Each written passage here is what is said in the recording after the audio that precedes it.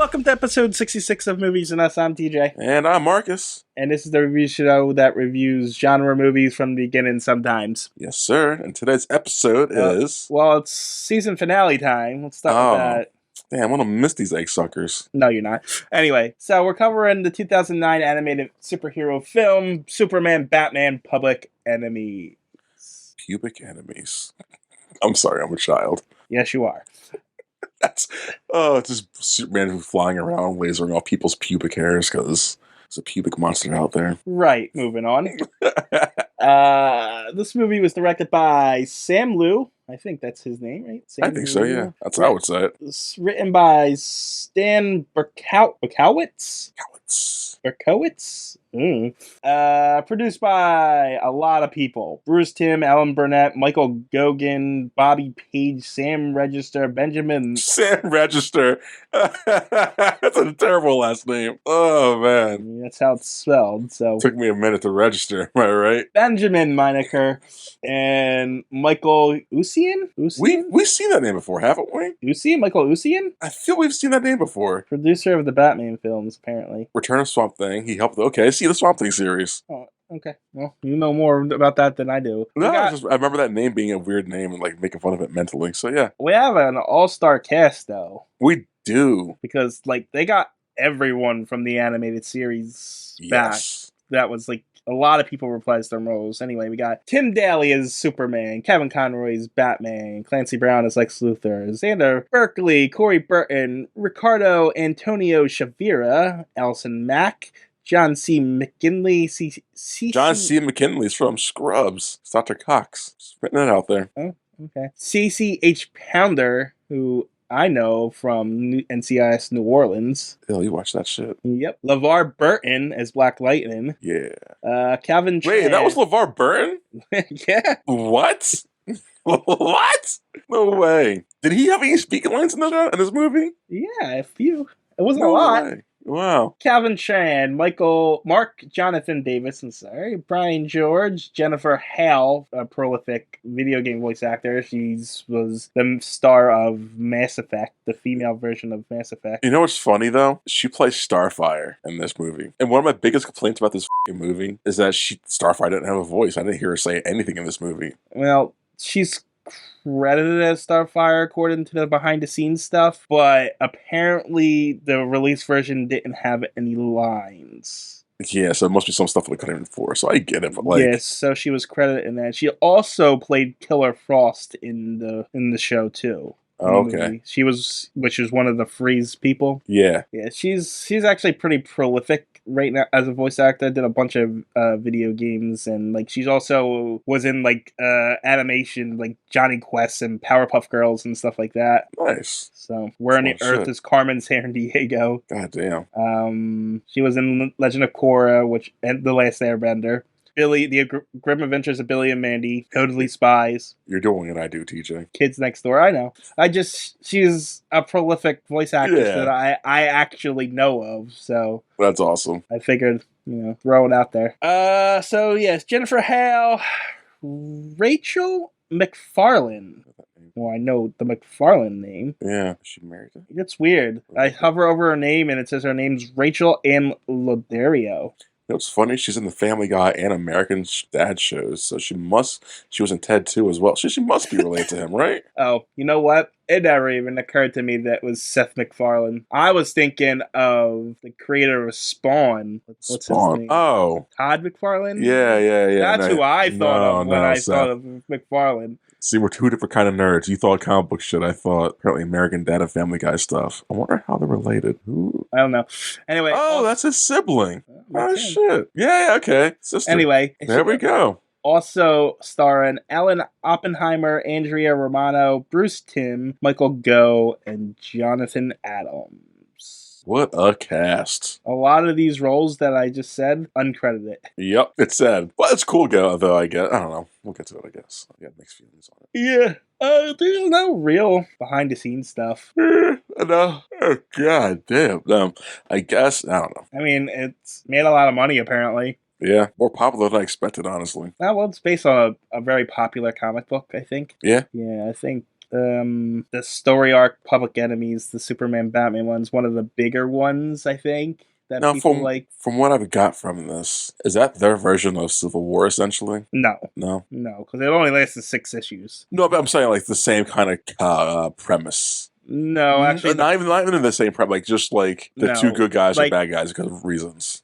Well, the movie doesn't. Batman's not even a public enemy in this movie. Oh, they've vaguely mentioned that. I mean, other than like helping Superman, who is like who's got the bounty on his head. No, like eventually, like before that happens, or as that's happening, I remember those two saying, Superman's like, I'm officially a bad guy now, or wanting for a felon, or whatever the hell. And Batman says, it worked well for me, so I assume he's a public enemy. They just don't really mention it. Well, he's just a vigilante. He's like, I guess. Oh, is a Superman a vigilante? Not technically. What the f*** is the difference between the two? His city accepted him, and Bruce Batman's didn't. Yeah, but it's the same thing, though, right? I mean, is it apple and oranges? I guess. I guess it's. I suppose, unless the police made him an honorary public servant or something. Superman? Yeah, they do that shit. They did that in the early Batman stuff too. So you're saying if Batman were to just fly over or go over to Metropolis and do some good deeds like he does, they would adopt him like, yeah, we like Batman. Well, no, it's more along the lines like Batman's like beating people up in the streets, where Superman's stopping natural disasters. Yeah, but still both doing somewhat good things in just different levels, right? Yeah, but my point is, it's kind of hard to label Superman as a vigilante who needs to be arrested when he's constantly saving people from volcanic explosions and typhoons. But he also beats the shit out of Lex Luthor once in a while too. Who gives him that right? Well, it's only when Lex Luthor goes insane. Yeah, but I don't know. He doesn't show up at Lex Luthor's office and start beating him up for no reason. I mean, there's no proof that Batman does. I mean, I don't know. I wouldn't put it past Batman to do that, but no, Batman definitely would. But that's different. We're not talking about Batman. I just feel like Batman's a vigilante and Superman's a superhero. I don't know. I think the only difference is Superman has powers. Batman doesn't. Exactly. That is but still, like a vigilante's vigilante. If you're going around masked up doing things that legally you're not supposed to do. Vigilanteism is only vigilanteism if the people are defined it as vigilanteism. But if the cops don't see it as vigilanteism, then it's not vigilanteism. That's bullshit. I think if you were to take that to court, they would label Superman as a vigilante. Maybe not, because he's got powers. I don't. But even then I would understand why Lex Luthor and people would be afraid of those people. Because we don't hail them as vigilantes. We kind of raise them up above everyone else as gods and goddesses. And so I understand the fear people have. Someone should keep these people in check. So I understand that aspect. I don't think I would be on that side. Maybe I would. But, I don't know. All I'm saying I feel there should be some... It's hard to be on that side when Superman is literally saving billions of people every day. Yeah, but, that Zack Snyder Batman verse shit, he might go crazy one day, so Yeah, I know, but that's because that's a poor writer doing the poor things. I think other people have done the same take on it, so I get the fear mongering. But most of the time, it's poor. Yeah, no, you're right, but I get the fear mongering of if there's no negative aspects to it from society's viewpoints, there's got to be. Yeah, but there's always fear mongering for everything. No, that's true. That's true. It doesn't matter if it's the most pure thing in the world. Someone's out there is afraid of it. Oh, that's very true. There's going to be fake news, fear mongering. All the negative shit's going to happen to something good. I understand. But if there's someone flying around doing superhero shit like Superman, and no one's saying, or no one logically is questioning that, and they just all accept that, I don't know. Well, they probably do question it at first, but after a certain period of time where he's proven himself. Yeah, I guess. I don't know. I kind of get Lex Luthor. That's all. I don't. God damn, it's the basic thing all over again. I don't support him. I would be yeah, Lex Luthor, but I get it. Someone should keep this. Marcus, I'm just gonna say this. This is a fictional story. You're allowed to root for the bad guy if you want to. I know. And I usually do root for the bad guys in most things. Yeah, it's bad guys. Depends on the bad guy. I don't think there's been one I really haven't liked ever since I was a kid. I've always rooted for bad people. I mean, some bad guys are just stupid. Oh, yeah, they're the low level, right? No, I'm some bad guys are just stupid. Any mafia boss leader. It's like, okay, sure. I mean, are they though? I don't mean stupid as in like intellectually stupid. I just mean boring. Oh, there we go. Boring. Yeah. I like seeing like dirty cops in shows and movies, like in the Daredevil TV show, where they introduce dirty cops because kingpins and all that shit. Like, cool. Now you don't know who to trust and not trust. I like that aspect, the level of like. Yeah, but the problem is, what's that cop's name? In what, Daredevil? Yeah, is there a cop in Daredevil? You said Daredevil. You brought that up. I was just pulling up because Kingpin has like power over some. Yeah, cops I know. Name one of those cops that did. No, they're all red shirts. I couldn't tell you. Yeah, exactly. That's my point. Well, again, it's bad writing. They're all. Most when you think mobsters, you don't remember their names. I think you do. Batman, Falcone, and all the other ones. In real life, we have so many mobsters and mobster movies because people love mobsters when they're done right. That's only because those names have been steeped in pop culture for 70 years now. Yeah, it's the only reason why. You have Capote, but it's Falcone. Capone. You have, but it's you know Falcone. Which one is he? I don't know because I myself am not a mafia guy. I'm just saying. I know people idolize that shit. I like it. I will never get that level of like fanboyness. But that's also my point. You can't go by what the hardcore fan. All hardcore fans are gonna know the intricacies. You got to judge based on the public knowledge. No. I'm not saying whatever. How do we get to this point? I have no idea why we're talking about this. Anyways, we're still on the behind the scenes stuff. How the hell did we get here? I don't know what I'm arguing right now. I don't care about mafia shit. I hate mafia movies. That's what you're going to choose for your next thing. A mafia movie? Yeah. There's not many. I don't care for them. I get why people like them, and they're pretty cool. Most of the time, they're too long. They're too long in movies. Like, I don't need to sit here for 2.5 hours, 3 hours to watch. I've never seen The Godfather, so I can't tell you. I hate this movie. I know that's the most prolific one. What's the one with the Scarface with Al Pacino? Yeah, I've never seen that one either. There's Casino. I like Casino. People don't like that. I've seen Casino and Goodfellas. They're the two that I've seen that I like. Goodfellas, I don't care for that much. Casino, I do enjoy the most. There's the one American Gangster of Denzel Washington. That one's okay, but I guess like 3.5 hours long. They're just long, drawn out movies. Like, they are. Good. They are super long. And you see one, you've seen them all. That's what I'm saying. They're all the same. Yeah, but then again, people say that about superhero movies, but literally all the mafia movies are all the same. Like, yeah, but superhero movies have different plot lines. Yeah. But mafia movies don't. Yeah, have the same plot line. It's exactly the same plot line with different names. It just shows you the inner workings of bad side of laws or the world and all that. But like, it's still the same shit. Why are we bashing? Let's get back to the movie. I don't know why we're bashing this. I don't know. We didn't even start the movie yet. I know we didn't. Let's get any other. Oh, box office? Go ahead. And there's no box office there. No, but I'm sure you have some random number of lists. Yeah, let's do number 100. What did I do last week? I think you chose like 70 or some random number. God, TJ, they're all so bad down this low. You're right, I did do that. Let's do number 100. At number 100 of 2009, the movie Takeoff. Never heard of it. Nope. Number 99. Arthur et la Vengeance de Maltazar. That's French, it sounds like. What? I haven't seen it. Yeah. At number 98, 9. Oh my God! Look at number 97, TJ. What else came out in 2009? X-Men Wolverine Origins. No, this movie is based off an anime, a beloved anime that got turned into a terrible live-action film. Ghost in the Shell. In 2009, TJ. I don't fucking know. Dragon Ball Evolution. Yeah. I'm surprised that made the top 100.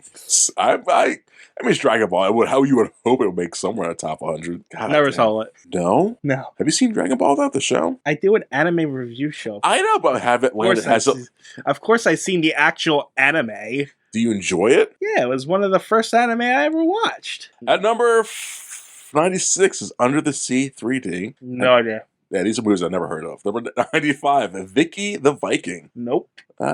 Here's one. 94, Aliens in the Attic. It's an animated movie. Nope. Number 93, The International. Nope. How about number 92, Three Idiots? And wow. These two I've heard of. Number 91, 500 Days of Summer. It's not a bad movie. It's a rom-com? I don't know what you call it, rom-com. It's a romance movie.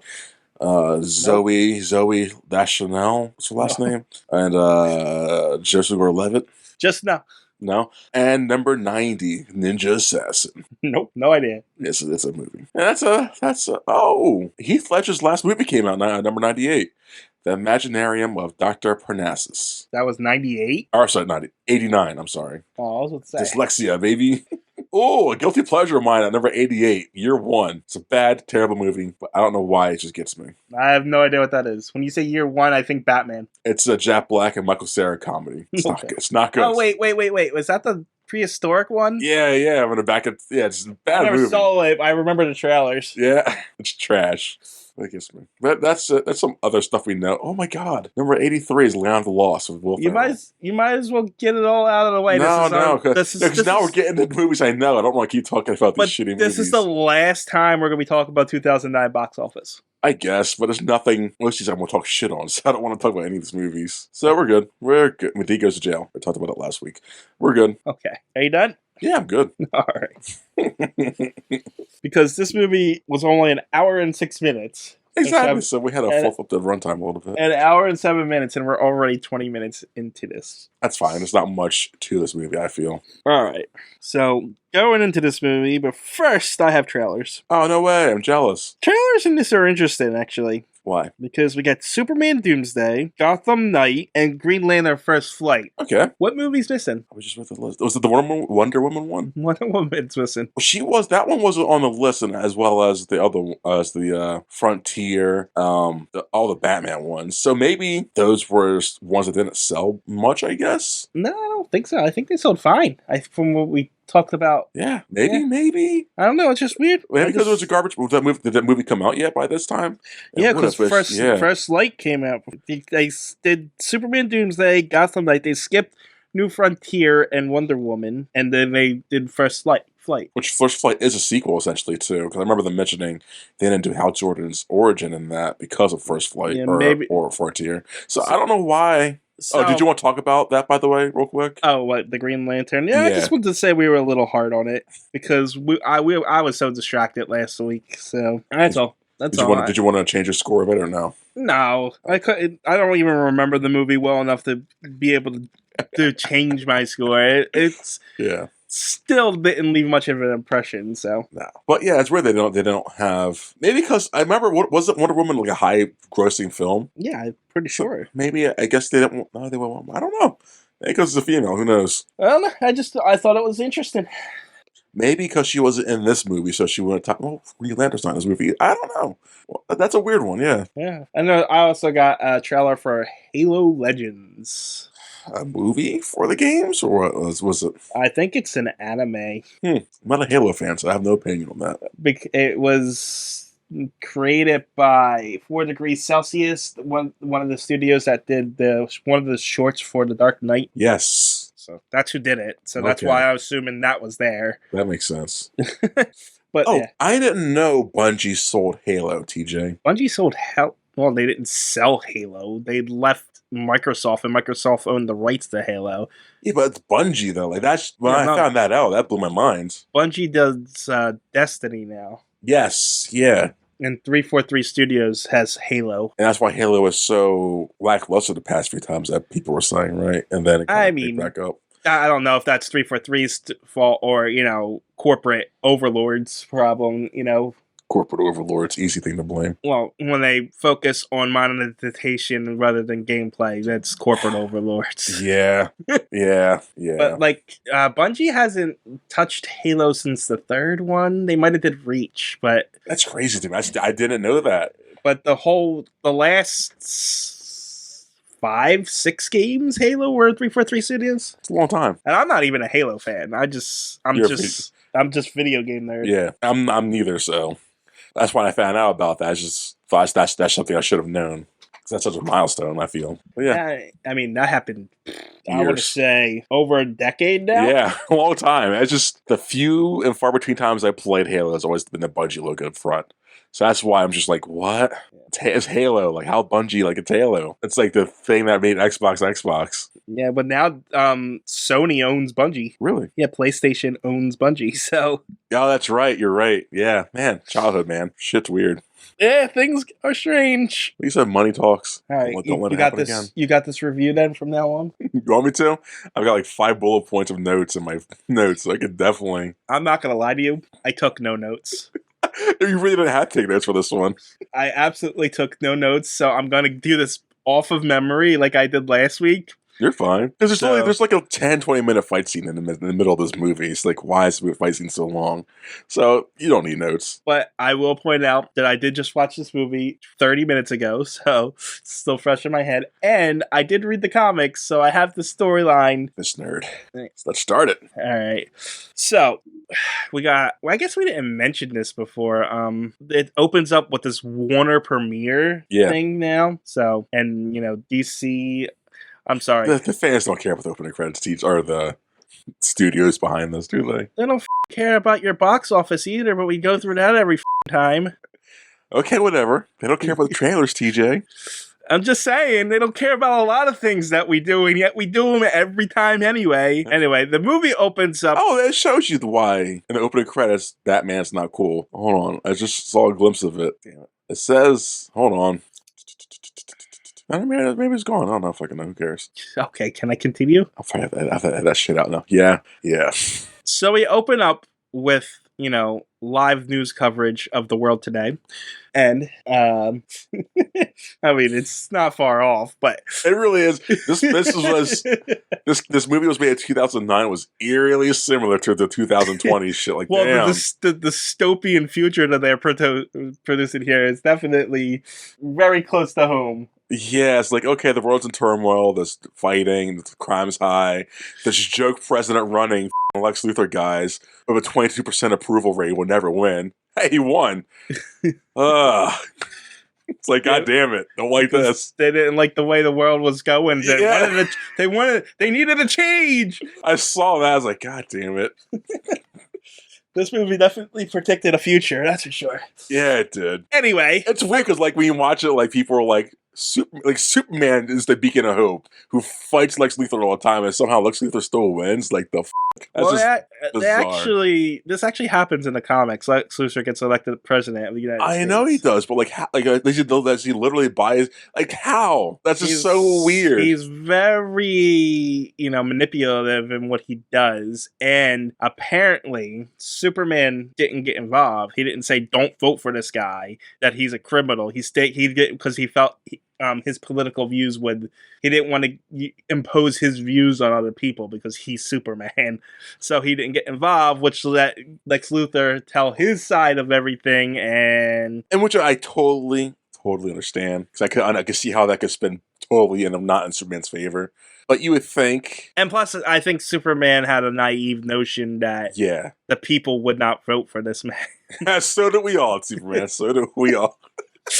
But yeah. But I think like if that's your main villain, you always have to fight, and like you should say something, right? I mean, I know it's politics, so it's muddied, but like, but do you? If you're Superman, when you're supposed to be a representative, unbiased thing, and if you come into a political thing and start taking sides, we know as the viewers that Lex Luthor's bad. We know it should be easy for Superman to say he's bad. Like literally, I had to fight him and stop him multiple times from destroying the world or taking over because he's mentally crazy. But I can see how it could spin against. Oh man, it's weird. Well, moral, I think he does have he should say something countless times. Well, I don't know how this continuity in this one works. But then if he comes in against Lex Luthor, which means now he's in the position where he's gonna have to not only go against Lex Luthor in this, but now in every election from there forward, people are going to be asking for his endorsements or doing this and doing that. So now he's a political figure. Yes. Instead of just a superhero. That's lame. So I guess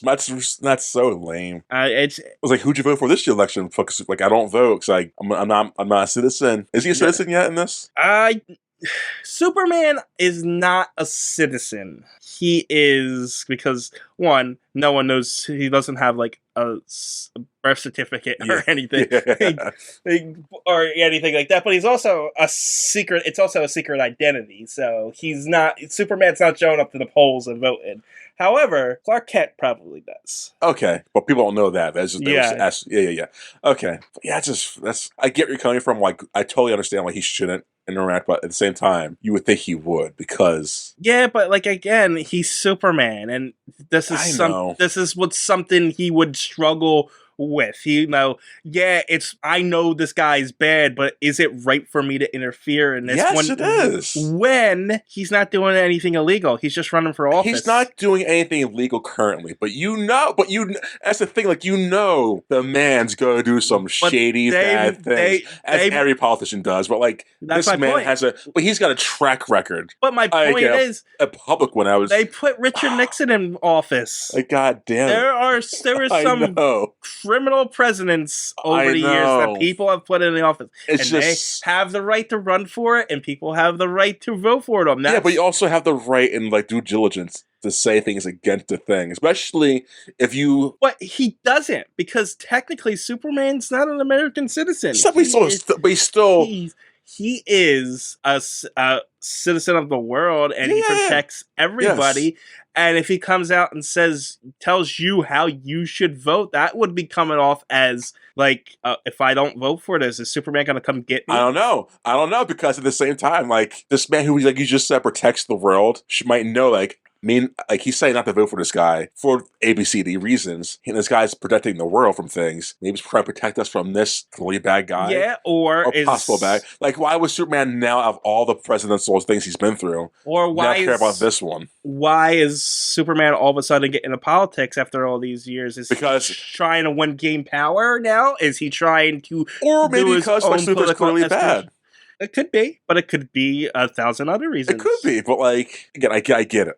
But it's just crazy. I think Superman should still say something, because other people around the world say things who aren't citizens to America. The BBC people say shit. Like, anybody across whatever, like. But these are normal people. This is Superman. He's supposed to be above all this. He is a symbol of hope, and this is not what he's not supposed to get involved in. Like, he's not the leader of the United States. I would agree with that, though, but like, it's Lex Luthor, though, his known arch enemy. Like, don't the newspapers public, like, yeah, they're arch enemies for reasons, and now he's all decided to turn the leaf. Now he can run for president and maybe win. Well, Superman's arch enemy. I don't get it. Like, I'm just saying that's not Superman's job to come in and say that. Maybe I think it is. Maybe the newspapers should be putting this out, and the media should be putting this out, because that's their job. Yeah, I think it's Superman's job too. Like, that's his nemesis. That's his nemesis. You keep saying nemesis, but not really.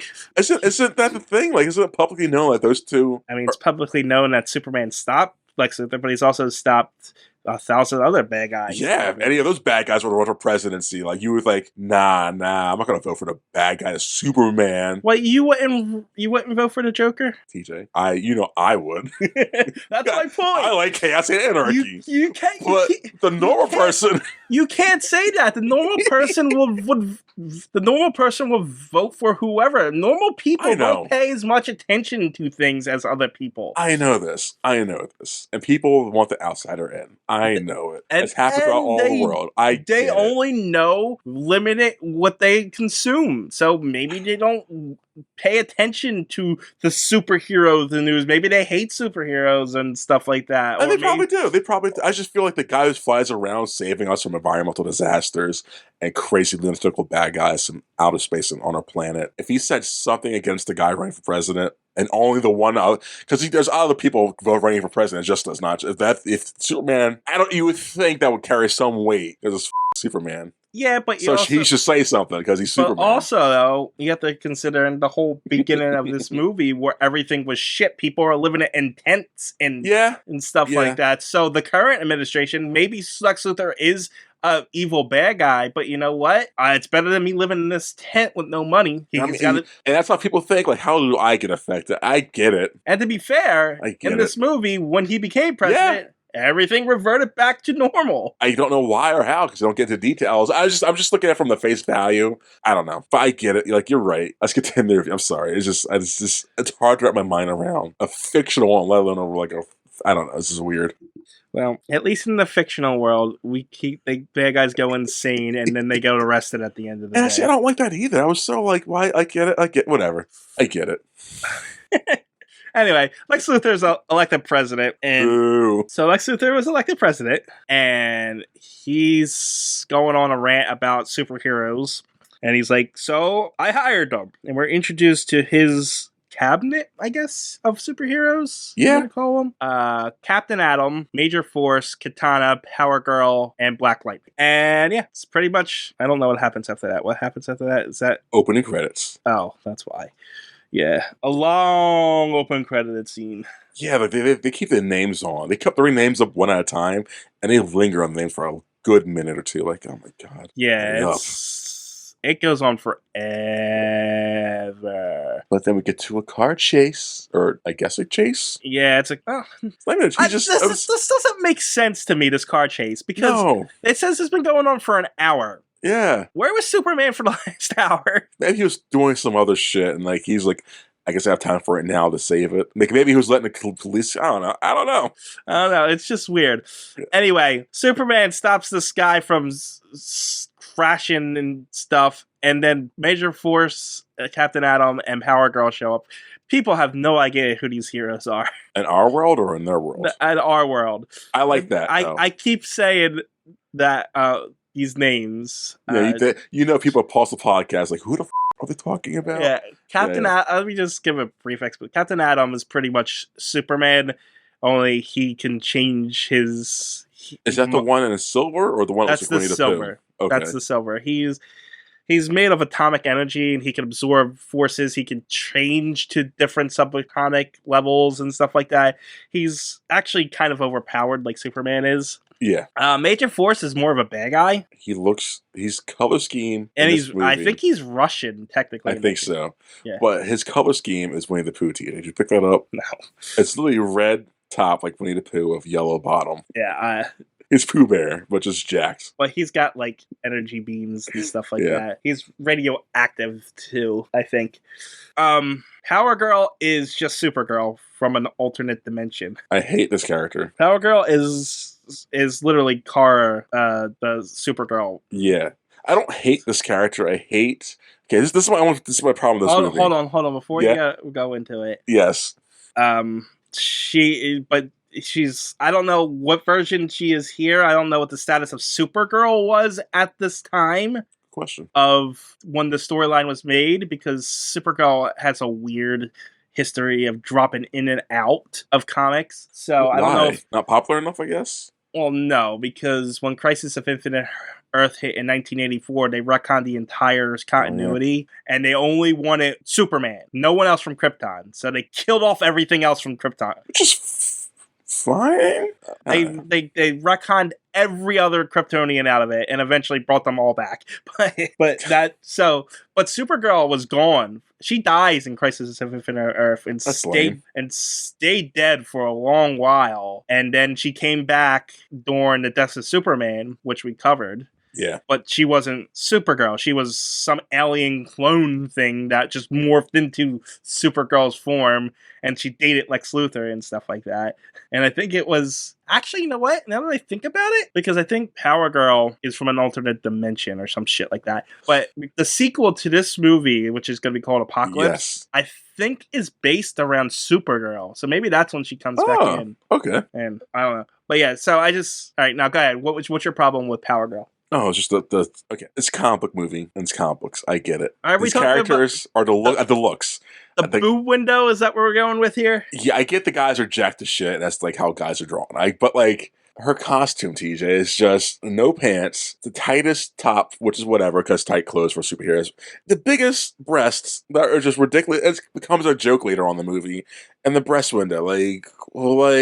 Yeah, this outfit has been highly criticized for a long time. I know, yeah, and I'm not saying anything. I don't have anything against the outfit. You wear that at a party. I get it, but you're a superhero. You know what though? Yeah, it's bad, but it's not as noticeable in the comics. Yes. It's very noticeable when it's brought to life. Yes. It's distracting as hell in this. It's like, and I'm not even trying to be a pervert about it, but it's just like, there's a scene where she crosses her arms and they just go right under her breast. Like, oh my God, like they don't even try to hide what they're doing. And again, later, like, the kid makes jokes about it. Like, God damn it, this is awful. And then Starfire later. Like, oh, I mentioned how Starfire doesn't have any lines. Like, there's like only 3 female characters in this movie, 2 of which have some minimal lines. And it's just like, if that's how I meant, like, this movie feels hollow. I think it's said off mic. But there's so many characters and so much in this movie, but only like 5-6 characters speak in this whole movie.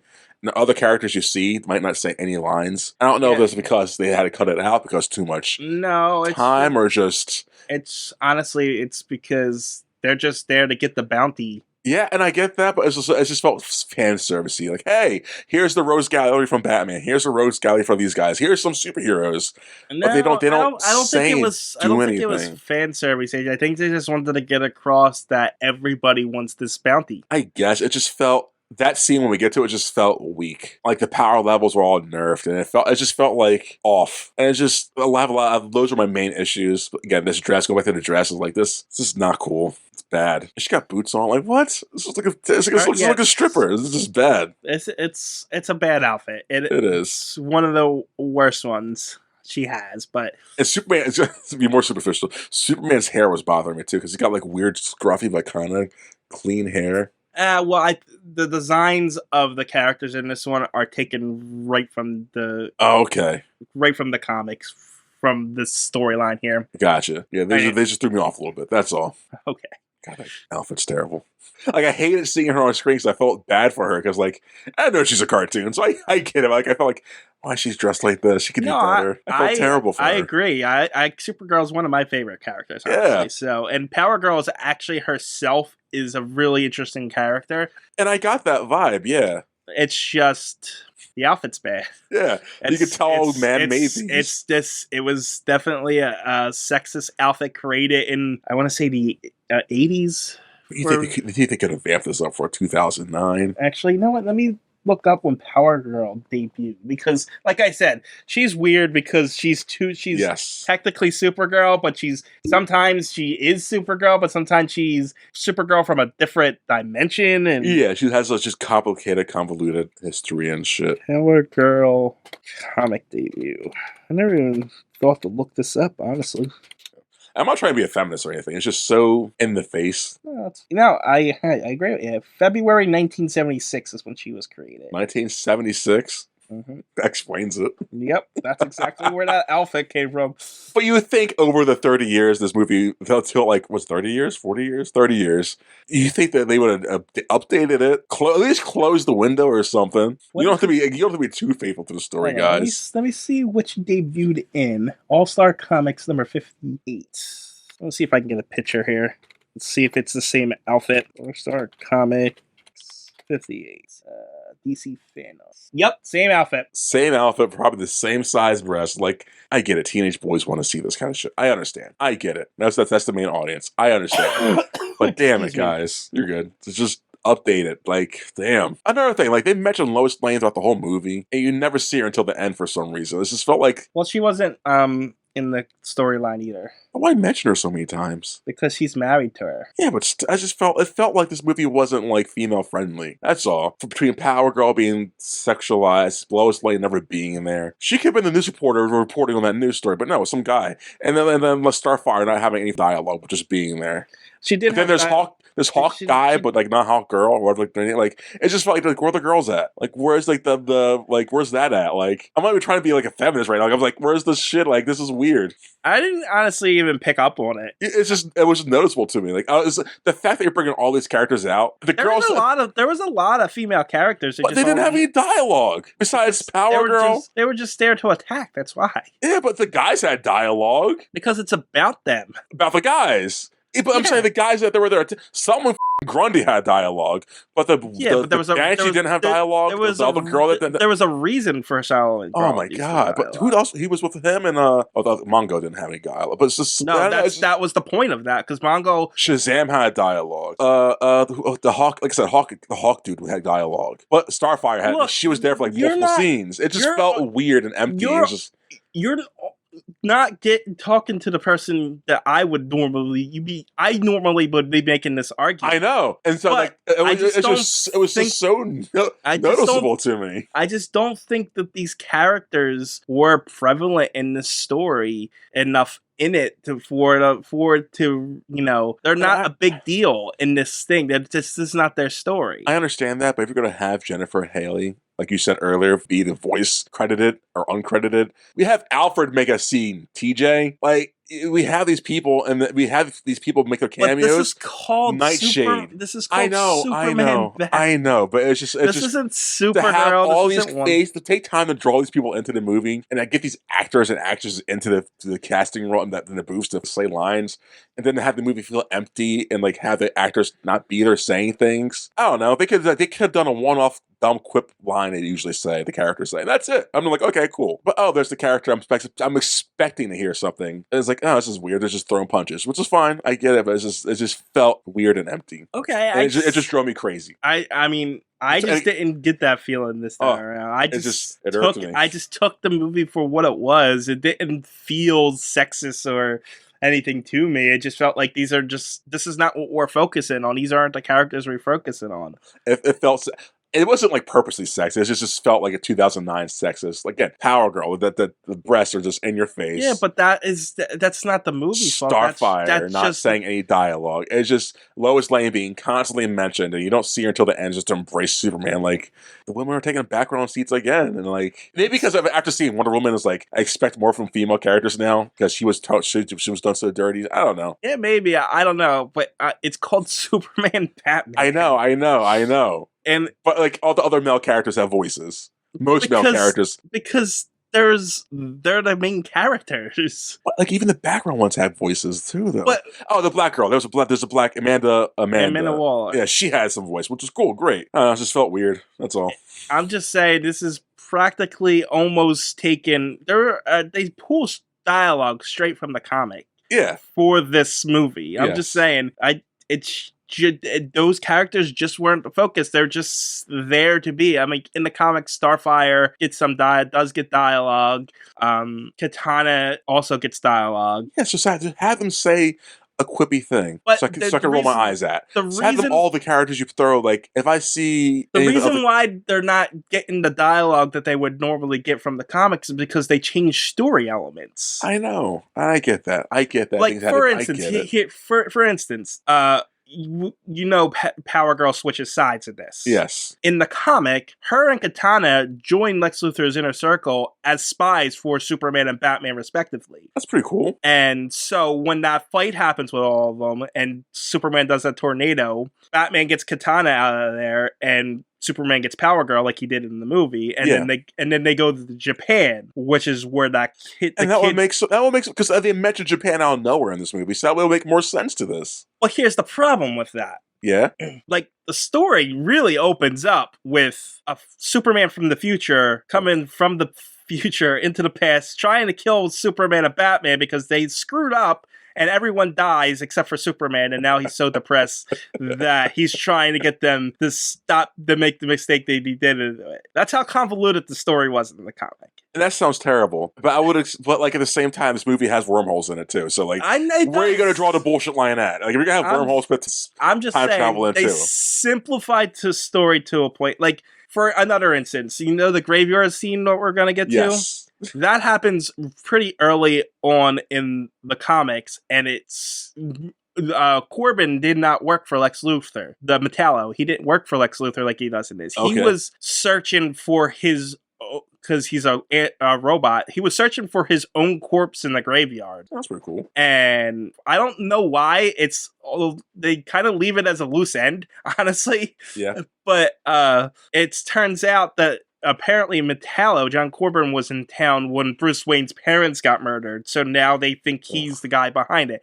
But it wasn't. He wasn't behind it. Lex Luthor planted that evidence so that Batman would be so focused on finding Bruce Wayne's parents' murderer that he wouldn't be able to help Superman later. I'm glad they changed that element. I'm really glad, because that sounds too coincidental. It sounds too... just keep him as the bodyguard. Cool. I like that. And like the reason, like in the movie here, they blame Superman for John Corbin's death. Yeah. That's why they put the bounty. In the Yes. comics, not what happened. Lex Luthor blames Superman for the comet and says it's his fault it's coming, and that's why they need to put a bounty on him. That's weak sauce. So that's why I'm kind of defending the movie. The changes that they made sense for the story. Yeah. And I think some things just had to get sacrificed in order to make everything fit. I don't know but they could have added Katana and have a Power Girl be spies and add 10-15 minutes of the runtime, making it an hour 20. That could have been done. I mean, you could have. And gave them some roles, because like it's just, and then it connects to Tokyo better, Japan, where they go, because that what about the kid there? But I went back and watched it, you don't mention it during my nap time, so where'd that come from? Where's that come from? It's just weird. So I felt like it's just yada yada to here, yada yada to here. And I know they probably took a big storyline from the books, but they took a storyline and I think they adapted it pretty well, considering. I didn't see it that way. I'm not saying this is a terrible movie. I'm just saying there's a lot of and then this happens, but what happened and then part. I don't know, and then it happens. Shit. I think I was underwhelmed by the comic storyline. I was disappointed by that storyline in itself, and I think because this improved on it, and me coming from that is why I'm going easier on it. Whereas this is the experience that you got.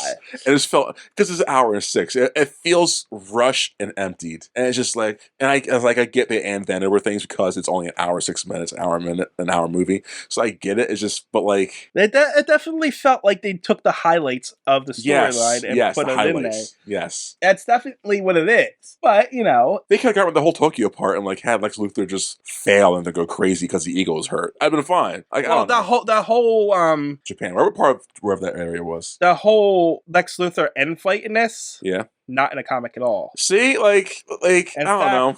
In fact, when Hawkman and Shazam fight Superman and Batman, it's presumed that they're captured. Yes. And so all of Superman's allies, like Superboy and everything else, and all Batman's allies, Nightwing and stuff, all break into the White House to try to get them out. Okay. But then they weren't actually captured, so they show up in disguise like they do in this. See, and that's when Lex Luthor is taken down, essentially. And that's the start scene right there. There's that big fight they have, Batman and Superman versus Shazam. And who's that? Is it Hawkman? Hawkeye? Hawkman. Hawkman. They all four fight, and they seem like they're on even ground. And that was the point. Ends. But then it ends, and we're cosplaying as other guys now. How that fight turn out? Well, yeah. How that turn out? How'd you get to here? That makes did you guys kill the other guys or you just knock them out?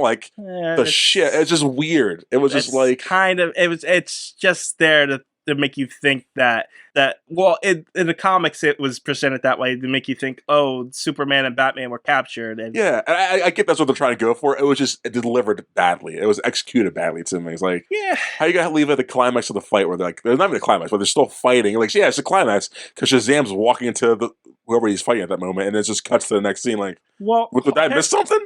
The shit. What was that? I don't know. Well, Hawkman and Shazam were sent there because they're supposed to be, Shazam's magic and Superman's weak against magic, and Hawkman's pretty much Batman only in the air. So it's kind of there's weakness. But so the idea is they switch guys and they were able to beat them up. But they didn't show that. They did. That's what Castleton was. They said Castle. It's longer in the comic. Yeah, give me that. Where Batman takes on Shazam and Superman takes on Hawkman. But the cut's still the same. It's still they're captured now. It doesn't work. It doesn't work. That's all. It's just it may have worked for the comic books. I get what they were trying to go. I get it works for the comics, but it just did not work in here for me. Look, I have problems with this movie. Not as many as you did. I had a lot of problems with this movie. It's I don't know. I went in not expecting anything. Anyways, let's get back to the beginning of this movie. I'm so sorry. Yeah, anyway. So, the car chase. That happens. They talk to each other. Well, they talk to each other. But this doesn't make any sense. So, these three show up. Major Force, Captain Atom, and Power Girl show up to Superman and said, we're here so you can admit that Lex Luthor did a good job. Yeah. And then Superman's like, no. And he's like, oh, I guess he's got a big ego. And I'm like, you just showed up to say, nah, we're right. Yeah. Originally I thought they were there to capture him, hey, you're under arrest for not being a part of it. But no, they're here, see, Lex Luthor did a good job. It's so? Right? Why are you here? If they say Lex Luthor did a good job and join us, like, then yeah, it makes sense. But like, no, like, it's I think they did ask him to join. yeah, but like, join us or get arrested. Like, there was no consequence to it. It was like, because I feel like right now in this world timeline, he's a vigilante kind of. Because Lex Luthor's obviously against this shit. I don't know. It's whatever. Moving on from that scene, an hour into the review, where we're like, what? I aired my grievances. 7 minutes into the movie. I had to air my grievances. That's all. Okay. So we cut from that scene over to Lex Luthor discovering that, hey, there's a meteor coming to hit Earth. It is a chunk of the exploded planet Krypton. Of course it is. And Lex Luthor's like, it's fine. I did the calculation. We're just going to blow it up with missiles. And Amanda Waller, who is like his vice president? She's drawn terribly in this, though. Yeah, I know. She's drawn like a blob. Yeah. Literally. Like, there's like no respect to her at all. Everyone else drawn. I'd rather have her like have. Nah, I'm not gonna say that. But yeah, it's just like terrible. She's always kind of been portrayed as that. Yeah, but not as blobby. It's more of she's more built like a brick wall than just monstrosities that she is. She looks like a former NFL lineman who took a lot of steroids and just stopped. So she's kind of husky, but kind of blobby looking. She looks weird. No, she looks like she's melting. Exactly. Like their muscle was there, then it's like, bleh. It's bad. Yeah, it's not good. Anyway, she's like, you might want to have a backup plan. We got all these heroes. I know that, you think you're doing it, but your ego is stupid. And he's like, yep. You're right. Valid point. Especially because the whole world's going to die if you up. Yeah, exactly. So then we cut over to Lex Luthor having a press conference and saying, the meteor's coming and I want to meet with Superman. And then Superman's in the Batcave with Batman, and Batman's like, there is a meteor coming, and you're gonna go meet with Lex, and he's like, yeah, well, I'm not helping you if you do, and he's like, I love their chemistry. Yeah, so here's my problem with it. The Batman-Superman relationship is always interesting, and it's cool, and it's neat. Yes. But they've taken lines directly from the comics in this one. Yeah. And I don't think anybody who wrote that comic actually said the words out loud. Oh, they're all thinking this stuff. No, what I mean is... Oh! Like when you're writing it out, you should speak it out. Yeah. When you... As a writer, I learned a long time ago, when you're writing dialogue, you act that shit out. You act that shit out loud because it's like sound good in your head, but saying the words out loud doesn't necessarily work. That's very true. So some of the lines that they have to say, which come directly from a written comic which never left someone's head, just don't sound right. And don't get me wrong, you got Tim Daly and Kevin Conroy who are amazing in their roles. It's just some of the lines felt stilted and forced to me. I can see that because that probably leans into my issue with the movies like that. Like that's delivered fine, but still delivered weird. I get that. Yeah, it's like, I don't know, you guys really should read your stuff out loud when you write something, is all I'm saying. Because when you say it out loud, and especially when you're writing a conversation, the flow of a conversation can be completely halted by a wrong word. Yes, you don't read it like yourself, you read it like how the character will read it. Right, exactly. Because there's two drastically different characters, how would Batman say and how would Superman say the thing. Yeah. You always act that dialogue out. Exactly. Because I'm sure there's a lot of people out there that just do it in their heads. And this sounds good. But when you're in the editing stage and you don't say it out loud, it's just going to come off as bad if it's bad, And sometimes it'll come off all the same. Like, it just sounds like your voice throughout the whole thing about. Exactly. Yeah, it's very true. All right. So Batman goes to meet with Lex Luthor and Superman. Whatever, same difference. Nope. Anyway, Superman meets with Lex Luthor, and Lex Luthor's like, "Hey, I want you to help me destroy this meteor. You're gonna work for me." And Superman's like, "I'm not working with you." And I brought Metallo. And I'll beat Metallo up. That's exactly what happens. Yeah. And then he pushes Lex to the ground, and Metallo and Superman fight into a graveyard. This is the whole graveyard scene I was talking about earlier. Yeah. And then Batman shows up and there's a big fight between them, and Metallo shoots Superman with a kryptonite bullet into a grave, and then Batman jumps in after him and tries to take it out with tweezers, and then Metallo buries him alive. And what's funny about that? What? the kryptonite bullet was so more believable than the dumb amnesia bullet. Amnesia bullet. I don't remember the amnesia bullet. Wolverine. Oh, yeah. Well, the kryptonite bullet's been used many, many times. Yeah. It just seems more like, yeah, that makes sense. It's stupid, but it makes sense. Yeah. But yeah, so Metallo buries him alive. I don't know why he thinks that's gonna kill them, but it doesn't. I guess because he's confident that Batman's a person. Well, in the world, does everyone know Batman's not superpowered? Or is that just some superheroes know that? Only some people know that. Most people actually think Batman's more of a myth. Even still, even in the aspect like all these superheroes exist, they think Batman's a myth. Not like superheroes, like villains and stuff, though. Really? Yeah, it's especially the common weird ones, the very common ones that don't know. I mean, of course they see Batman's in the Justice League and stuff like that. And, and he's a person, but what I mean by myth is he's not just some person who stops crying, you know what I mean? He's got some kind of super hold on things or something. Yeah, okay. That's fair. what I mean by myth. Gotcha. So anyway, after being buried alive, I'm trying to, what does he use? Plastique. Batman uses a bomb. Yes. He uses, well, they don't explain in here, but in the comic, Batman uses Superman as a shield so the bomb doesn't blow himself up. Smart. That's smart. So, but they use the dialogue from it, and he's like, Batman says, "Are you ready?" And that's supposed to indicate that he's going to use him as a shield. Yeah. But anyway, they blow up themselves out of the grave and end up in the sewers. And Superman saves Batman from drowning, and then Superman gets to the Batcave from the sewer because of course he does. Yes. This is where the dialogue I was talking about really comes in, though. Their banter here, which it's good. Mm-hmm. It just felt stilted. Yes. Anyway, so again, I can see it. Now that you mention that, I can see the dialogue written on the pages.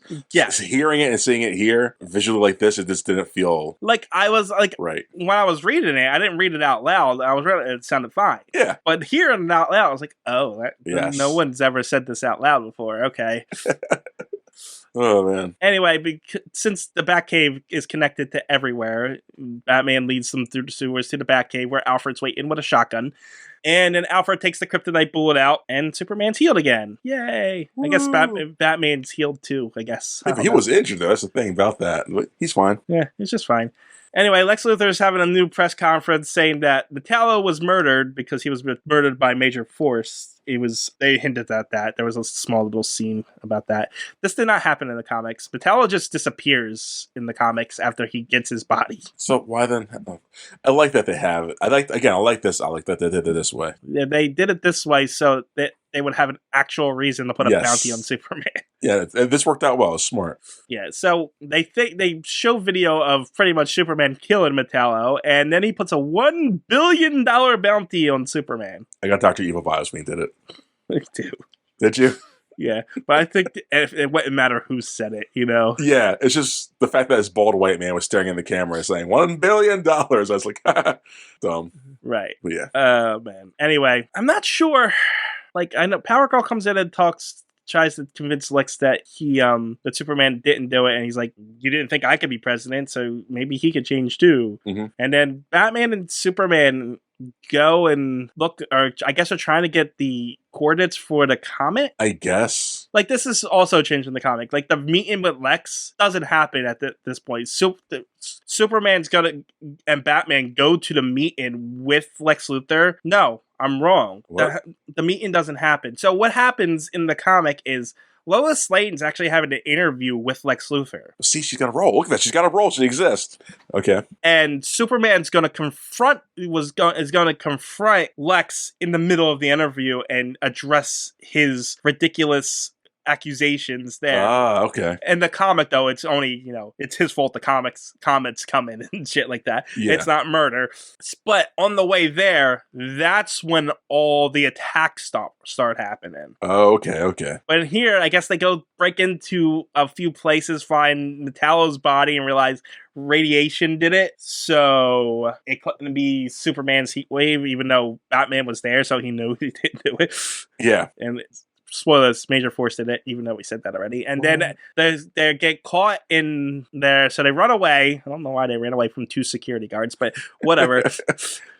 And on the way, Superman is attacked by Banshee. Superman and Batman are attacked by Banshee. And Superman's busy fighting with him while Batman's got to fight a bunch of ice-themed villains. Because of course they're together. Yeah. I mean, it's cool to see them all together because they never team up. Cool. I see what you did there. Yeah. No, it is cool though. Like, oh yeah. Like you never actually see why don't all the ice guys actually just team up and try something? Ego. Probably again, always ego, I guess. Yeah, $1 billion will change anyone's. Yeah, exactly. So. But anyway. If they got that, they would betray each other. So it doesn't matter. That's true. But yeah, so, Superman knocks out Banshee by putting her into space, essentially. Just suffocating her. And then he's laser beams all the ice people, and then they're about to go, and then they're attacked by Mongul and Solomon Grundy. But Mongul doesn't talk, and he normally does nothing but talk. But Grundy's the one that's talking, so this is weird. And so they're getting their butts kicked, and then they actually do defeat them, and then what is it? What's her name? Oh, I don't know who this one is actually. Oh, by the way, Shiva shows up. And Shiva. She is a assassin, and she beats down by Batman in like 2 punches. Yes, he beats bullshit. Bullshit. Yeah. In the comics, she is like the assassin. Oh, really? She is like the #1 assassin. I think she's better than Deathstroke. She's that good. Damn. And they didn't see this movie sexist, man. I'm sorry. And it's mentioned quite a few times that Batman has trouble taking down Lady Shiva by herself. So her there with Solomon Grundy, bullshit. Not even like the fact that Batman just got his ass handed to him a few times, and she's still fresh off the block. She just gets smacked down that quickly. Yeah, that's bullshit. Yeah, this would be sexist. I did not agree that, and she had like 3 seconds in there, or whatever. Meanwhile, this minor character, Shadowbringer. I don't know who that is. I guess. I'm a little Nightshade, maybe. Nightshade. That's what that is. Yeah, that's what their name. Nightshade. Okay. No, I actually have no clue who this character is, but she manages to hold off Superman and Batman. But they figure out, these people are being mind control. Who could be mind control? Oh, look, it's Grodd. Oh, he has no lines too, though. Yes, he talks a lot, doesn't he? Yeah, I didn't hear him say anything. He's talking through Solomon Grundy. Oh, I'm saying him himself. Okay, I get what you're saying. Like, that's fair. Yeah, that's why Grundy was talking. I know, but I expected him, the monkey himself. No, that's what they did in the comics too. Yeah, but then anyway, good. No, you're good. You're good. Anyway, they beat up everybody, and then even more villains show up. They just give you every villain that you can think of. And that's why I hated this. Like, it was just like, hey guys, look what we got in the movie. Like, that's cool, I guess. But again, the power level's all weird now because you try and make it suspenseful, and like, I believe none of these villains work together. It's just because $1 billion for myself. Granted, it's easier to take down these guys in power, like the numbers like this, but like, I just don't see it. I don't see it. I don't know. I didn't mind it. I was just like, oh, okay, everyone just wants that money. I hate it. If I was a kid, I'm like, yeah, cool. If I was like, I don't know, man. Anyway, before they can fight all these bad guys, Luthor's superhero cabinet shows up. And that scares the bad guys away? Well, no. Captain Atom uses like a shockwave thing to blow everyone away. Yeah, but like, come on. What? I don't know. You guys already have all the bad guys there. It would have been a cool scene to see all these guys fight. And probably see Superman and Batman wiggle out of there. Like, cool to distract them. They fight some of them. There was a little bit of a fight. Not really. Yeah, like Batman and fought Bane and... No, but I'm saying like to have all the superheroes fight the super bad guys and then have Batman and Superman wiggle out. But they're all there for the same purpose. To get Batman and Superman. Yeah. But these guys are there for bounties. And like, I just like the ideology been different for some of them. I don't know. Maybe not. I don't know. It just felt like, we gotta end this scene. We got too many people here. Let's get them out. Anyway, now it's the superheroes' turn to fight. And it's just a giant fight. And it ends with Superman doing the tornado and grabbing Power Girl and then running away. Meanwhile, Luthor has headaches from his little serum that he's been taking, which is... a mixture of... It's a mixture of steroids and... kryptonite in this, but in the comics, it's actually a combination of kryptonite and venom. Yeah, why not use venom? It was originally. Yeah, but I'm saying, like, why not? Why change it for the movie? Just use venom. We just saw Bane, so just use venom. Yeah, I don't know. This is a weird change. I don't know. This is dumb. It would make more sense in this comic book lore too. Like, yeah, he's getting jacked from venom and kryptonite. Cool. I mean, it's essentially what happens. Oh, dumb. Anyway, so Captain Atom calls Luthor and says, "Hey, we messed up," and he's like, "Okay, well, I guess we gotta go do this then." At the Daily Planet, Superman's talking to Power Girl and trying to convince her to join her side, and they're like, "Hey, you're on our side now." And she's like, "Okay." And then the superheroes show up again. See, hold on. Even they could have like had Lois Lane in all this, because having Lois Lane would improve. I don't know. I don't remember. I don't know really how her character is political wise. But I know she's more like tries to gun down people that way. But she could have been like arguing your arguments earlier. How I said how Lex Luthor, how Superman should say something. She could have been pointing out like everything you pointed out to me. Like if you get involved, Superman. You know, to be fair, yeah, we didn't see. What I said was in the comics. Like we didn't see what Superman. Maybe he did say something or something. Maybe, but like maybe. They didn't explain that he didn't in this. Yeah. So like I think if they would have had her and like all them meeting together with that maybe they did, maybe they did, and they just couldn't. Weren't convincing enough. Convincing enough of how? To stop people from voting for him. Yeah, they could have showed us that. Like, damn it. But that's what I'm saying. But they didn't not show us. They didn't show us. Yeah, no, we're filling in the holes for them. I don't like that. They're making us do extra work. You can't present me as something. You can't present me a movie. And like, oh, here's some math equations for you to figure out too while watching. I'm gonna try to do homework and fix your plot holes for you. Damn it! Like, but to be fair, the comic storyline happens like right in the middle of Lex Luthor being in his presidency. Yeah, the beginning here is not actually from the comic. It was like a ongoing storyline at the time. I understand. So they only put it in there because they needed to explain why Lex Luthor was president. I get that. I get that. That's what the movie makes sense. That's all. It does make sense to a point, but like there's a lot of there's a lot of yada yada. So here's the thing. Yeah, the plot itself, what it's trying to say, what it's trying to do, makes sense. It's just the world it's in isn't explained well enough. It's the world building that has the plot holes. See, for me, it's different. The world building makes sense. All these heroes exist. Lex Luthor becoming president makes sense. Like all this stuff makes sense to me. I get it. It's some of the execution delivery of this, some stuff that it makes again, they skip beats in this movie. But like the villains coming after the heroes because of the bounty makes sense. Like yeah, that makes sense to me. All the things that Superman and Batman are doing, the things that Lex Luthor are doing makes sense. Yeah, it's just between those big things that happen, there's a big gap of stuff I feel in the movie. Right. That's to make the runtime an hour and 6 minutes, and I get that, but like that's just why I said the world building is kind of lacking in the background because there's too much chunks missing that we should have. Yeah, there's too much chunks missing for how big the story is. But the story itself is doing its job. I guess, but I guess it's not doing enough for me. Again, no, this is like it's almost like you're coming into a storyline. You're going into a storyline that has been building off of 3 other storylines. Yeah, but I think that's doable. Like, I think if it's, I feel like I can handle that because I've been like Spider-Verse, the movie Spider-Man's the Spider-Verse. Hey, they just throw Spider-Man into that movie, and there's other villains that already exist. Dr. Octavius, Tombstone, all the people they exist. That movie exists. Kingpin has these people higher. Yeah, it makes sense to me. But that's different because that's one movie. It's one set of movie. This is like a story line building off of like 50 comics that's come before it, or whatever, how many comics and storylines have been coming before it. You know what I mean? Yeah, but I think if you it's harder to execute that kind of story.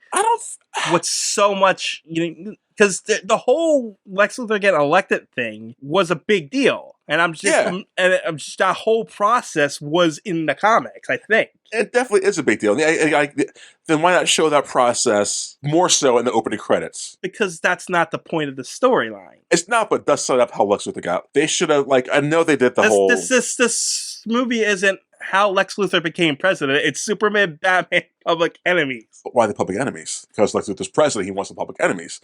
So that Lex Luthor being the president is a big point to the movie. Right. So if you don't want to spend a first act explaining that, the opening credits could have done like a 1 minute, 2 minute bit in the beginning. You know what opening it is? Credits. This movie feels like the sequel of another movie. No, not even. I just feel like the movies.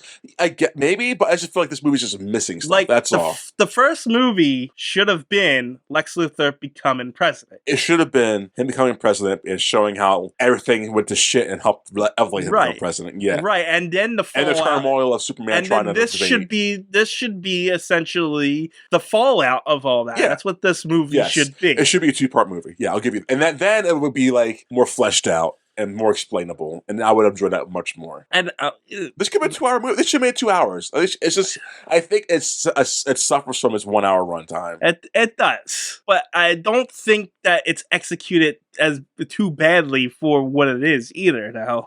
I think but I think it is because they had confidence enough and they had the skill enough to change some storylines from this and in the comic you said, and it works out well. The whole mentality of the dude and like the things they changed are really confidently done and like smart. They also got everything that was needed from the story to still make the story work from the comics in here to make it good enough in order to make this movie. No, yes. It's not like they just completely changed the entire story arc like they did in previous movies, which were terrible. Yeah, no, they did the comic justice by keeping most of it faithful to things that need to be faithful. Right. Yes. So yes, the movie has problems, but I don't think they're as bad as you. I'm not trying to say they're bad. They're just really no. I guess they are bad to me. They're just so in my face. Like I'm looking at Frozen. I'm at minute 34:49 Frozen on the screen. There's 3 characters on the screen. The red-faced dude looks like Winnie the Pooh. Major Force, Starfire, and Katana. 2 of which are females who have no. Again, dialogue in this movie, and then Major Force who has dialogue, but he's like his dialogue is nothing to me. But still has dialogue. So that's just it's just things like that, and the missing of scenes, and just some of it not making sense, but making sense. I just feel like the priorities were somewhere else in some things and not in other places. Okay, can I finish this movie? Definitely. I'm not trying. I don't hate this. I'm going to give it a low rating, but I do not hate this movie. It just did not jive well with me. That's all. But I have no hatred or animosity to this movie. Anyway, back to the Daily Planet. That's how I got it. Where's Lois Lane at? They're on the roof. Where's Lois Lane? They're on the roof. Where's Lois Lane? She's in her office below. Hey, babe, I'm on top of the building. Come talk to us real quick. Yeah, hey, babe, come up. Hey, babe, come up here where all the bad guys are trying to murder me. Sure. Why take her to Daily Planet then? Exactly, TJ. They're on the roof of the Daily Planet. Yeah, these bad guys who probably can level this building so quickly. Yeah, well, they deal with that every day anyway. Come on, TJ. Yeah, so, hey, Lois, come up here real quick so I can give you a hug. And here's Power Girl. She's conflicted too, like how I was. Try to talk her and make her sense and make her join our side too. They did all that off screen. This movie sucks. It's sexist and it sucks. Anyway, the superhero, Lex's superhero show she's up. like, babe, stay down there because there's a big superhero up here who shows her cleavage a lot. I don't want you to think I'm cheating on you, so stay down there. That's what's going on. That's his cousin. That's his cousin. He's like, hey, cuz, cover up, please. There's so many things wrong with this. He's like, cousin, you see what I'm wearing, cousin? Why aren't you wearing this? Okay. I'm going to agree with you that the outfit's ridiculous, but you can't just tell a woman, hey, cover up because you're... She can dress however she wants to dress. Having Superman say cover up is sexist. You're not wrong. You're definitely not wrong. Her body, her choice, and all that shit. But I'm just saying. He should look at the screen. From a design point of view, I agree with you. But if we're acting out in character, what the characters should be saying together, that's not how it should be going. You should look at. Okay, then where'd she get the costume from? Did that come from Krypton too? Are they sexist pigs there? Or should he look at the screen like, hey, animators, why are you dressing my cousin up like this? I don't know. Maybe she just liked the way she looked in it. I guess. And female empowerment, sure. Why not? Just saying. Maybe it just feels... If we're going looking at it from a character's perspective, you have to think she chose that outfit. Maybe she likes the way she looks in it. I don't see a woman picking that. If you're literally trying to fly through things and you constantly fight people who are going to throw you to the ground and give you a road rash, you're not going to have your skin showing like that. Except... And have a accidentally pop out of your cleat. Come on. I mean... Unless you're trying to distract people, then sure, but come on. I mean, that's a good point, but as far as the skin thing, she's Kryptonian. She doesn't get... Then why is man wearing his clothes like that? Why is he not wearing just a Speedo? A Kryptonian Speedo with an S on his tip. Maybe he's more modest. She's not. Apparently not. She's showing her tits. She's in her underwear. Man. I mean, she clearly isn't modest. I guess. God, I don't know. Like, I'm agreeing with you. As the creators are sexist and the outfit is bad. Yes, I get that from that point of view. But if we're going to character level, and I agree with you on that part too. Yes, because I'm just saying this is her costume that she chose. You're totally right. You're extremely right. And I can't argue that. Like from a viewpoint's perspective, I made this. I should be pretty practically. I get it. And I agree with that. So I don't judge women who dress scantily. I don't care. Like whatever you want. I wear the same thing if I could. If it makes you happy, dress however you want to dress. Yeah, exactly. I agree. So sorry, TJ. Now you're making me argue from different points of... It's like arguing on different levels of perspective here. It's fun, isn't it? Not really. So anyway, on top of the Daily Planet... I just take it over that, like, again, where's Lois Lane at? Like, they mention her constantly throughout the movie. She's not needed in the movie. I know, but if she's not needed, why throw her name out, like, every 10 minutes? Because you'd be like, if they didn't mention her name at all, you'd be like, why didn't they mention Lois Lane's name at all? I wouldn't even think that. I would not think that once. You would. You would think that. You would say, oh, they're on top of the Daily Planet? Why didn't they mention Lois at all in this movie? Yes. But, like, they just keep mentioning between Batman and Superman. I think that's like, am I missing something? Like, I know he likes her, but are they a thing in this movie series? Yeah, they're married. And they don't say that. So then why mention her? It's assumed at this point. Is it? Because every time I've seen them on screen, they've always been on and off, or not even on. They've always been like, will they, won't they kind of thing. Yeah, and but now they're married? Like, where'd that come from? Yeah, all right. Explain that shit. This is 2009. This came out in 2009, and in the comics, they've been married for a while. I didn't know that. Yeah. So they've been married for a long while at this point, so it's just assumed because it's 2009. They should still, I don't know, show her. They do. For a second at the end. You asked to show. You didn't specify how long. Make her a thing, not just not a thing. Why? Make her... They can't even fit the things you want them to That's fit in. You want them to add more? This is like the only time I'll argue in our whole reviewing process. Make this movie longer. Damn it. Why is this movie an hour? Why you pick the most complicated movie to make and make it an hour? Dumb. I'm not arguing with you. Green Lantern was 20 minutes longer, and it was it really? I think it was. Was no it like way. 17 minutes? Oh, you're right. That movie was way too long for what it was. So I'm not arguing that it needed to be longer. I'm just saying you keep harping on it. I'm gonna keep harping on it. Anyways, Daily Planet, no Lois Lane. What's up? What's happening on top of the building? Superheroes show up to take Superman back in. There's a big fight. Supergirl punches a hole in Major Force's stomach. Yeah. And he starts to explode. And then Black Lightning and Captain Atom kind of contain it and get knocked out. And then Batman and Superman run away again with Power Girl. There's a lot of that going on in this movie. Meanwhile, Lex Luthor launches rockets at the meteor, and it doesn't destroy it. What? Because he didn't take in consideration the radiation, which doesn't seem like something Lex Luthor would do. I thought the same thing. I thought, nah, he wouldn't overlook that, right? Yeah, no, I mean, that's kind of one of the obvious things you would take into account. Yeah. But also, how did rockets get to the meteor, TJ? How? A wormhole? Oh, they don't make wormholes? They don't explain it, and it's a boom tube. It's a boom tube? It's apocalyptic technology that Lex Luthor in the comics has to deal with apocalypse so that he can have more advanced technology. Yeah, so it's a boom tube. Okay, that makes sense. Why not use that on the meteor itself? You know? Why not use that to make it go there? They're like, oh, missed the planet. We're saved, guys. Cool. You know what? I never even considered that, but that's actually a good point. I know it's a good point. I didn't even think of it, but maybe that's the same thing. Maybe they didn't think of it. Oh, how you not? Okay, but then Lex Luthor's just stupid in this movie. Like, how you not? Like, he said, "Hey, we're making a wormhole." No, I'm talking about the writers. Oh, okay. See, this is flawed. Like, even I overlooked that, and I'm like, oh. I'm like, yeah, I guess he could have just teleported away, huh? Unless they could have waited. You know why they don't do it? Yeah. Because then there would be no movie. Exactly. you need that ticking clocks. And I understand. They could have just said, oh, the boom tubes are too small. Like, yeah, okay, there you go. You should have said that. But you didn't say it, so now, just use that. Yeah, there you go. The boom tubes are too small. Oh, man. This movie, man.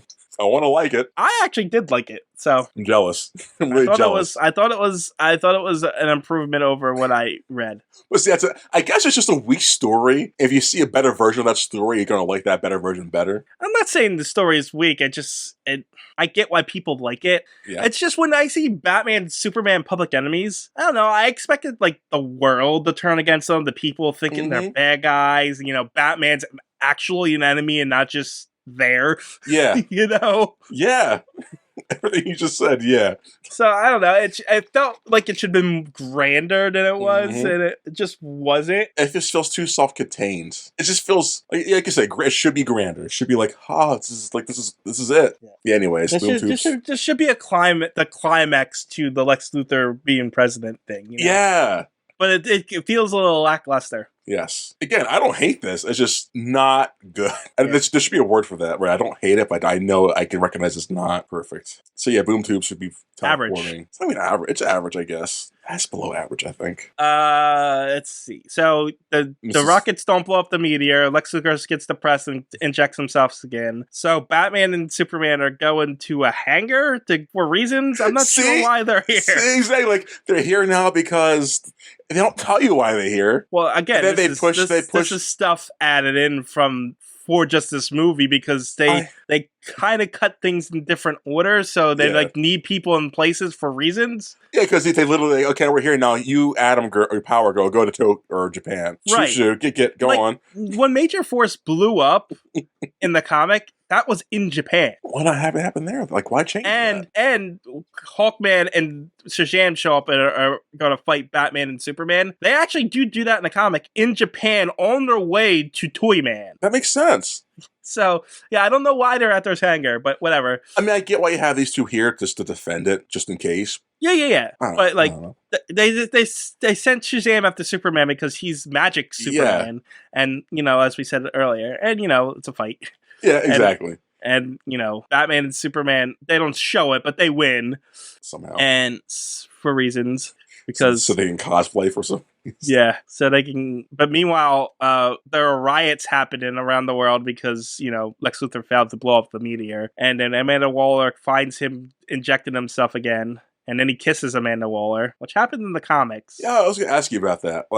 And I'm not sure what their relationship was because it wasn't really explored in that storyline, and I didn't read anything before it. Okay, so I'm not sure if that was just weird or if that's been building up or... I mean, it felt weird because she didn't seem to like it or she had really no reaction to the kiss. And the whole characterization of Amanda Waller felt off because Amanda Waller is like a manipulator to the highest extreme. Like, she's disgusting. I kind of hate her because she's just uses the Suicide Squad and just like she's willing to just murder anybody for her own gains. And I like that because it's portrayed well sometimes. Yeah, but this is not that. No, she was. I kept expecting her throughout this movie to like have what's it called? Have a plan or something. Yeah, right? Yeah, like this stab in the back. Like she doesn't. It's just weird. Anyway, so Hawkman and Shazam show up, and Superman and Batman are dressed up like Shazam and Hawkman, and they're like, Lex Luthor, give us the coordinates to the meteor. What? Because wasn't. Don't you just need like a satellite? Bruce Wayne literally was tracking this on his back. I know. That's why I don't understand why you don't know where this meteor is. Right, just look at the sky. Look for the big... You're Superman. Go fly out to space. Well, yeah. Go look. This whole I need the coordinates thing doesn't make any sense. No. This wasn't in a comics either. It wasn't? No. But anyway, Amanda Waller shows up, gives them the coordinates, and they're going to arrest Lex Luthor, but he's like, that's not happening. I got a power suit, and he escapes from being arrested. It's like the worst suit ever. And then we go to Japan, and we get introduced to Toyman, who is like a 13-year-old genius. Yes, he oogles who created a rock. Who ogles Power Girl. I was just gonna burst right over that. Whatever. I just bring it because they make a point of it. That's all. Yeah. He built a rocket ship that's half Superman, half Batman, which is stupid. But at this point, that's cute. He said at 7, I was big into hero worship. Like, that's cute. And in the comics, it's just Superman. Oh, okay. So they created Batman for this thing. I guess I don't know why they changed why they needed to change that, but okay. For the Batman fans? I guess. I don't know. That's stupid. It's like, whatever. I hated how lazy the design was. It's literally half and half. If they would have like intermingled the designs together, like, okay, that's pretty cool. But it was like very lazy. Anyway, so they're gonna go and the rocket's supposedly on autopilot, but Lex Luthor shows up, beats up Power Girl. Then him and Superman get a fight. He destroys the console, so Batman's gotta sacrifice himself to go fly the rocket into the meteor. But how's that a sacrifice, though? Because the rocket is supposed to just blow up. Oh, it's supposed to be like a big missile thing. Yes. Then why have a cockpit in it? Because it wasn't supposed to. He designed it when he was 7, and that's why it had. Oh, okay. I just like those pieces didn't connect. Now that makes sense. Yeah, he built it as like a mobile suit, but yes. He built it because Lex Luthor failed. Yes, essentially. Gotcha. And it's different in the comics because the whole Lex Luthor fight thing doesn't happen here, and Superman's going to fly the rocket and sacrifice himself to destroy the meteor. Of course. But instead, Captain Atom shows up because he got transported to the future after containing Major Force and talked to future Superman, and future Superman tells him what happened. So he comes back from the future and he pilots it and sacrifices himself containing the radiation because the problem was that the rocket would have destroyed the meteor, but it would explode in a million pieces, and the radiation would have destroyed the world. So if he does it, he can absorb the radiation, destroy the meteor, and he sacrifices himself, saves the day. They blah blah blah in the comic. I like this better because there's no time travel, first off, and it's less convoluted. I know. It's very less complicated. This one, like I said, Batman flies the rocket, Superman and Lex Luthor get in the big fight, and Lex is trying to stop Batman from saving the world because he's going insane at this point. He says he wants the meteor as a godsend, and it's going to destroy billions of people, and he's going to rebuild the world in his image, essentially. Yeah. So, Superman stops Lex Luthor from stopping Batman, and then he says to Lex Luthor, "You just killed my best friend. Now you're done." Love that. That was a good line. It really was. Like, God damn it, Superman. And so, yeah, Batman blows himself up in space, and then Superman beats up Lex Luthor through the city and tears off his power suit. But hey, look, Power Girl shows up and says, "Hey, little toy man says there's still hope for Batman." Because I guess he had a bat plane installed inside of it. Right. That's what he says. This movie's a 2, TJ. I don't know how you like this movie. I hate this movie. I thought it was decent. No, this is awful. It's ridiculous. It is ridiculous, but it's fun ridiculous. I feel like a chore, honestly, to watch it. But yeah, so Superman saves Batman from space, and then they say, and then Lois Lane show up, and Superman's like, "Hey, you want to hang out for a little bit?" And Batman's like, "Nope, goodbye." And he does his Batman thing, and the movie ends. I like that. I like that he just disappears. Like, oh, I got Superman with it. It's pretty cool. Yeah. But yeah, that's the movie. Yeah, that's the movie. I thought it was an improvement over the original comic. I liked the short run time. It was in and out, even though it would have been a better movie if it had a longer run time, without a doubt. Yeah. But anything that I don't have to spend 3 hours watching is a plus for me. So, I don't know. I thought it was fine. No, not me. I'm trying to think of things I liked about this movie. Normally, I would say the hour runtime, but I just think that really hindered the movie from being a better, cohesive, coherent movie. And this just felt, this happens, then this happens, then this happens. And the things they change, like from what you're saying, seem leaks better than the comics, but then they just add more questions they don't answer. Too many loopholes. Too many just stupid things I didn't care for. I think the relationship between Batman and Superman holds the movie up. It does. It definitely does. But not to this extent that it makes the movie a passable grade to me. Like, because even the relationship in the movie was good, but it wasn't like I'm not gonna remember it after this. I think the movie accomplished what it wanted to accomplish. I think it did what it needed to do. That's a Marcus answer right there, T. That's a Marcus thing to say. Yeah, and as a result, I'm at a 5. A 5? I respect. I'm at a 2 because a 2. I am. I was at a 4 before I took the nap in the movie. Finished the movie, went back and watched what I saw. And then I saw the boom tube things happen. Like, why not put the meteor through it? That brought it down to a 3. Then just reviewing this again is like really airing out everything I didn't like about. Like, it's just, I can't give this higher than a 2. It just felt like this is no way on the same level as Wonder Woman. It is. It really is. No, Like Wonder Woman at least was competent enough. Like they both have the equal amount of plot holes and stupidity and sexism in it, and it's just like no. I think so. Wonder Woman is way worse in all of those respects. This movie is leagues better than Wonder Woman. I would disagree with that. I have to. I said there's nothing redeemable about this movie. I kind of would give it a 1. There's nothing I liked about this movie besides some of Batman and Superman's little talking to each other. But that was enough of that to make it like I watch it again. Nothing good about this movie. We're in complete and utter disagreement. We on this are, one. and I want you to sway me, but I don't think you could sway me to that side because there's nothing I cared for this movie. I think I could sway you next week. Why next week? I think you're just too raw all coming off of it. I don't think because that's so much. You give us all the characters, all those characters, and it's still like just nothingness of a movie. I to think me. you're too far away from Wonder Woman and too close to this right now. Not at all. Because we sat through Wonder Woman, we sat through Dumbass, X-Men, Wolverine. That was better than this for some reason.